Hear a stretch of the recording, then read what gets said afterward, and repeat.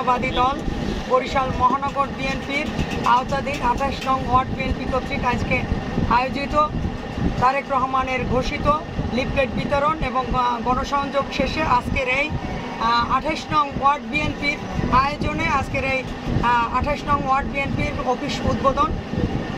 এই সভার সম্মানিত সভাপতি ২৮ নং ওয়ার্ড বিএনপি নেতা জনাব সুলতান আহমেদ উপস্থিত রয়েছেন। মহানগর বিএনপির আওতাধীন বিভিন্ন ওয়ার্ড থেকে আগত নেতৃবৃন্দ এবং ২৮ নং ওয়ার্ড বিএনপির নেতা বাদশা ভাই এবং ওয়ার্ড বিএনপির বিভিন্ন পর্যায়ের নেতৃবৃন্দ, ছাত্র দলের আশিক হাওলাদার শামীম সহ এবং মহিলা দলের নেতৃবৃন্দ সকলকে জানাচ্ছি মহানগর বিএনপির পক্ষ থেকে এবং বিএনপির ভারপ্রাপ্ত চেয়ারম্যান জনাব তারেক রহমানের পক্ষ থেকে সংগ্রামী শুভেচ্ছা ও বিপ্লবী অভিনন্দন।